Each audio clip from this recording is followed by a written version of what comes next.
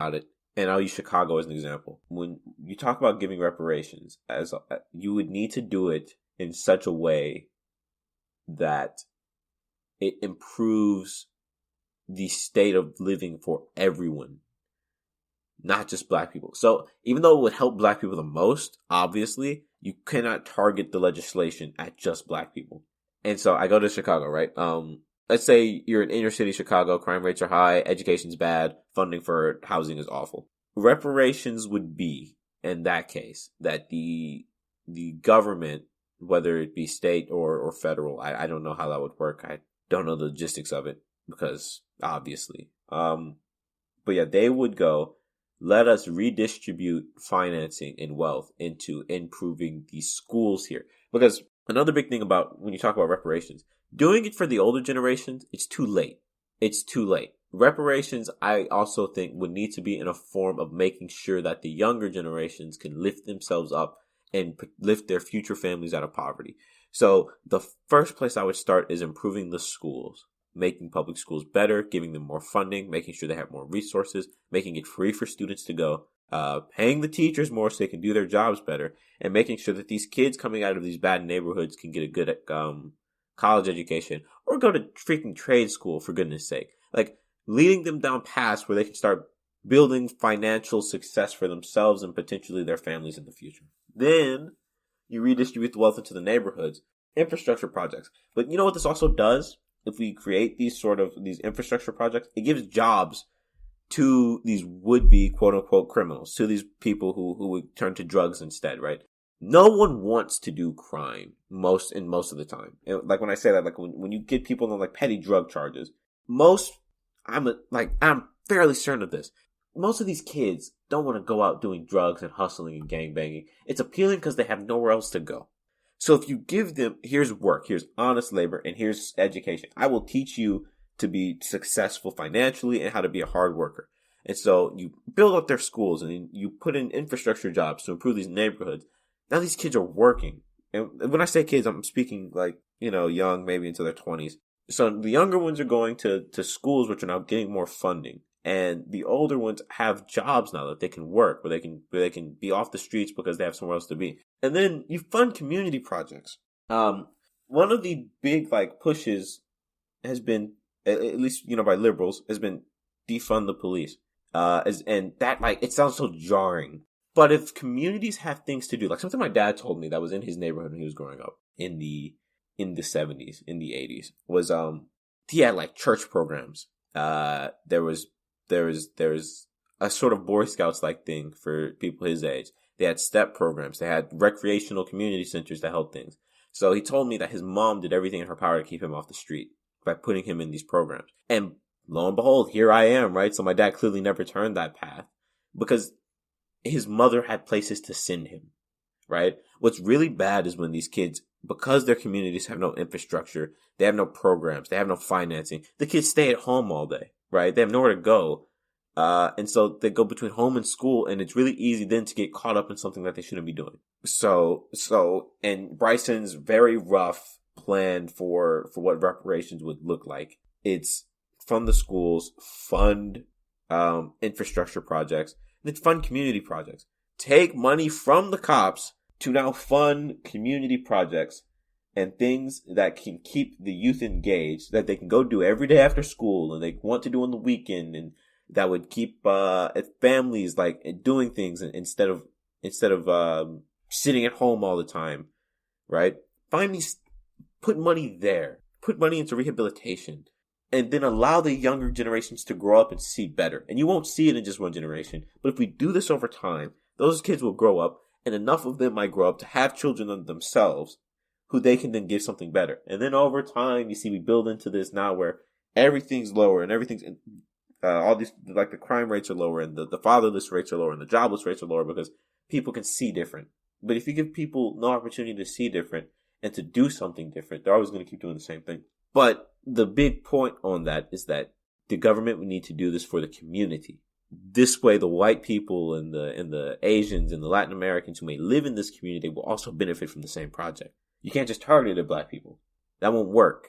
It'll look ridiculous, especially now.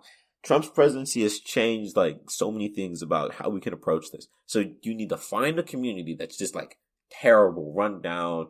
Everyone's just been disenfranchised so long, and then you bring the whole community up, which in the process brings up the black people. So that's just my take on that. I don't know. It's very rough because I don't typically engage in the reparations conversation. But yeah, I don't know. Being at a liberal arts college, I don't know if you learned this at a state school. There's this account. I put it on my Instagram. Like I posted a story. I meant to have the account. It'd be a way so you can like tap on the story and like go to the account and check it out yourself. It's like Unwoke in America. Forgive my language, but the person who runs that account is retarded. I know that's like an inappropriate word to use, but he is an absolute idiot. He or she, whoever it is running that account. I wish I had a big enough platform where this person would hear this, because I would attack this person with everything I have in me in terms of the information that I know. One of the posts on this account was liberal arts colleges are biased. And then the guy goes to show statistics about how they're more like Democrats and liberals than Republicans and conservatives at liberal arts colleges all across the board, like all these different statistics, like the ratio is like 13-1 for this field and for this type of college and yada, yada, yada. And it's saying like, if you're a conservative, you're less likely to get admitted. That was the conclusion that he made. And a lot of times on accounts like this, where they try to be unwoke and show that like, conservatives, the media has some sort of bias against them. What they do, and this is like peak pseudo-intellectualism, it gets on my nerves, is they have a conclusion and then they use the statistics as evidence for their conclusion, which is not what you're supposed to do. You're supposed to go in with a hypothesis and use the statistics to support your claims, to support your evidence, then make your conclusion. And so they go at it completely backwards. They go at it completely backwards, and then they can make points like that. Well, back to the one about liberal arts colleges, they use statistics as the evidence instead of a way to support the claims that they're making or to support the actual like evidence that creates the statistics in the first place. And maybe they'd be a little bit smarter and understand why things work the way they do. The reason that there are more liberals and Democrats, there are left-leaning people at liberal arts colleges than there are conservatives is because more liberals and Democrats apply to these schools because they're more open-minded. If you're a conservative, you obviously wouldn't apply to a liberal arts college because it's going to challenge the way that you think.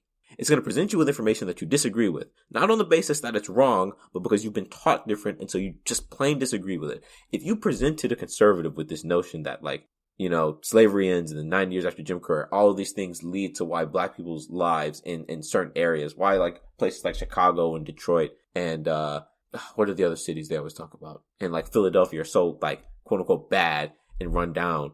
When you try to trace it all back to this, they go like, no, it's because black people just keep committing crimes and stuff like that. And then they point at this statistic. See, here's like the evidence without ever like really expanding their thought to think about the interconnected nature of all of these things. And that's what a liberal arts college would make you do. And so the reason that you don't see a lot of conservatives isn't because liberal arts colleges are biased against conservatives. It's because y'all don't want to come here. It's so hard to get people to change their thoughts and their thinking. It's one of like the hardest things to do is convince people that, or to show them that the way they've been thinking this whole time is wrong. You've been taught something a really long way for a long time. When you're presented with evidence that's contrary to it, it's jarring. It's human psychology not to want to change that at first. We want to try to fight it. We want to go, well, this is what I grew up with. This is what I was taught. So what you're telling me, like, it can't be right. There's no way that everything I've been thinking my whole life is wrong. That's a really hard thing to grapple with. It's really hard to grapple with.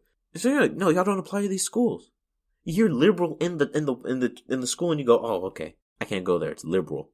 They don't think like me. They're going to bash me for my thoughts. Maybe because what you're thinking is wrong, because there's so much evidence to show that what you're thinking is wrong. But that will require you to want to change, and you don't. So you don't apply, so then the numbers look skewed. And then the idiots of you out there will go, you guys are biased against conservatives. Conservatism, and it's not the same as being Republican. People get that twisted. But conservatism as a whole is regressive. It's reactionary, and it's regressive.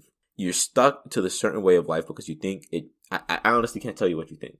But conservatism, just like progressivism, has evolved over time, and if we were traditionally religiously conservative now, like religious leaders wanted people to be during the 17th or 18th centuries, science would never have progressed to the point that it has. Because, I mean, conservatism and like religion are closely connected. Religious leaders would have always shut down new discoveries, new science, new propositions to the way things work. I mean, they always do it. You always see when something is like antithetical to science and regressive, not only is it conservative most of the time, it also tends to historically be connected with religion. We would have never progressed without progressivism. And I get that, like, sometimes, like, it doesn't even make sense to me. Like, sometimes certain progressive stances.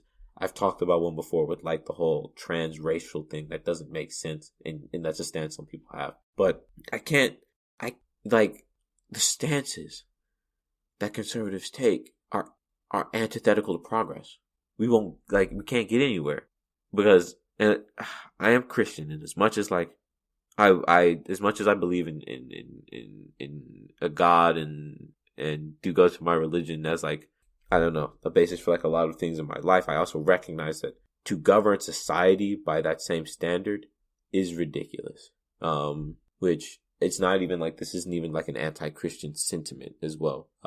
If you actually read the Bible, like in the Bible, Jesus is very much for changing the status quo and like the systems that govern things religiously speaking. Like Jesus was for, Christianity was called the way before it was called Christianity. So the idea of it being a religion was even challenged by Jesus.